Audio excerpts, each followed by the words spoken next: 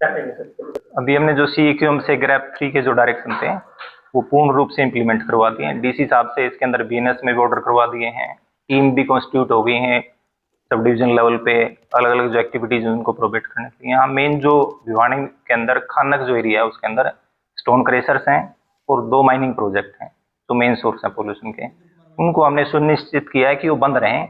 उसके लिए हमने DHBN से जो इलेक्ट्रिक सप्लाई है वो सिंगल फेज में करवा दी है। कोई भी क्रेशर यूनिट ऑपरेट होने के लिए 3 फेज में इलेक्ट्रिसिटी की रिक्वायरमेंट होती है, तो सभी क्रेशरों की जो लाइट है वो खाली सिंगल फेज में है, सो दैट कि वो कोई प्लांटेशन में पानी करना है, कोई सेफ्टी सिक्योरिटी के लिए किसी का कोई किचन चल रहा है, कोई वहाँ पे सिक्योरिटी गार्ड रहता है। तो हमने सुनिश्चित कर दिया है कि भिवानी के अंदर कोई भी ऐसी पोल्यूशन की एक्टिविटी ना रहे ग्रैप 3 स्टेज में जिसका कंट्रीब्यूशन पोल्यूटेंट का एयर की क्वालिटी को डिटोरेट करने के लिए, खराब करने के लिए बाधित कोई कर रहा है जो वो ना हो। मेन जो चीज है वो मेट्रोलॉजिकल डाटा है। जो विंड स्पीड है वो बड़ा रोल प्ले करती है। जो पोल्यूटेंट है उसको जो डिस्पर्स करना है, जो फैलाना है, जो एक जगह कंसंट्रेट ना हो, तो ये सारा मेट्रोलॉजिकल ज्यादा इम्पैक्ट है। ऐसा कोई अलग से कोई नया सोर्स, कोई नया स्रोत यहाँ पे नहीं हो गया कि अभी स्टार्ट की उसकी वजह से कोई कंट्रीब्यूशन हो रहा है। तो इसके अंदर जैसे ही विंड स्पीड बढ़ेगी मेट्रोलॉजिकल, तो उससे ये सारे का सारा जो डिस्पर्सन है पोल्यूटेंट का हो जाएगा और एयर क्वालिटी इंप्रूव होगी। 340 है जो कि वेरी पुअर के अंदर है।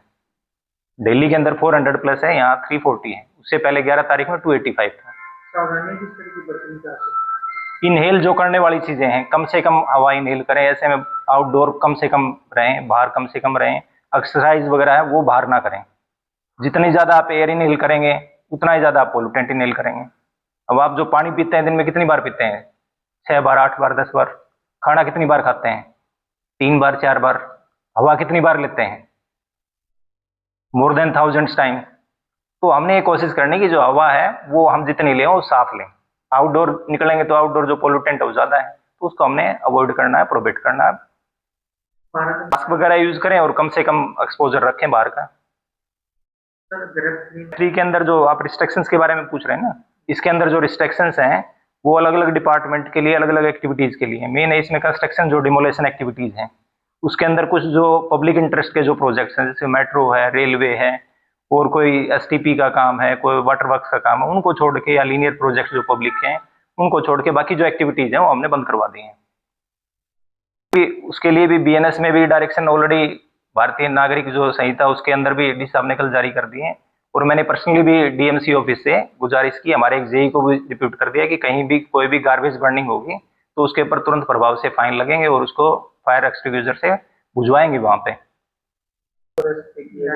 एजुकेशन डिपार्टमेंट ने एक एडवाइजरी जारी की है। ये डिपेंड है कि वहाँ के जो एडमिनिस्ट्रेशन ने डिसीजन लेना है कि वहाँ पे एयर क्वालिटी कैसी है, उसके अकॉर्डिंग डिसीजन लेना है। ऐसा नहीं है कि वो सभी ने करना है।